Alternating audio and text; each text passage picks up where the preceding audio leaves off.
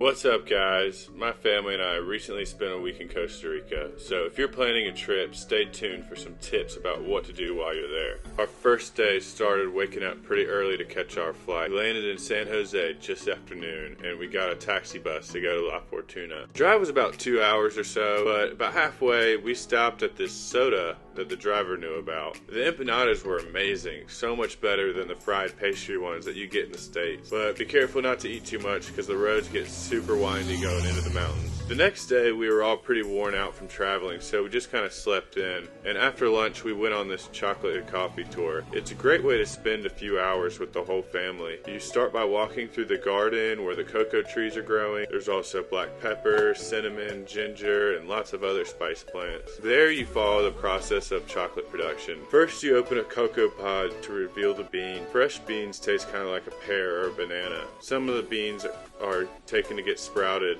but most of them are then fermented. The beans then get dried and roasted before getting milled into cocoa powder. One of the best parts of the tour is getting to mix your own chocolate. After that, we continued on through the coffee garden, even picking some fresh ripe berries. We learned about the roasting process and the differences between the light and a dark roast. We then ground the freshly roasted beans, and our guide made us all a cup of coffee in the traditional way.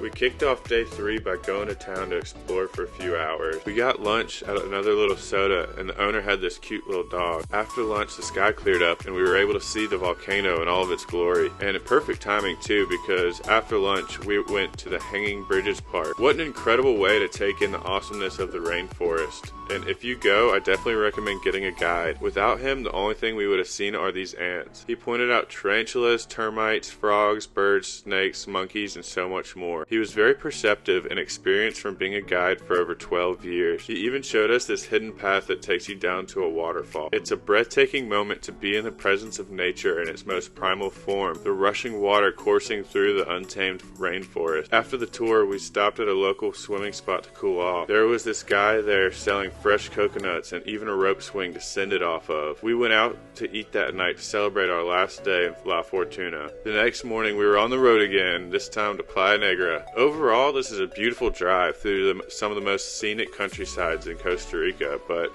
definitely pack Dramamine if you get car sick. The lake is so big, it's 2 hours of windy roads just to get to the other side. Once we cleared the lake, we stopped at a German bakery in this town in the mountains. After that, we carried on for another 2 hours on more regular roads until we got to the beach. We got there just in time to take in the glorious Pacific sunset and call it a night. So this day started out pretty stormy, but thankfully it cleared up a little after lunch. At low tide, there are a bunch of exposed rocks and tide pools. You can definitely see why it's called Black Beach. We spent most of the day hanging out at the beach, catching some rays, because later that night we had some very special Thanksgiving dinner plans. Our Airbnb host set up for us to have 2 chefs come in and prepare our dinner. The food was incredible, especially the fresh ceviche appetizer. Having private chefs is definitely a really memorable way to celebrate any occasion. The morning after the feast, we were all pretty tired. Around 1, we went down to the hotel bar to watch the USA-England World Cup match. It ended in a draw, which is pretty lame. But after that, we went down the road to Tamarindo so that we could get surf lessons. But first we had to get there. All of the rain had made all the roads pretty muddy.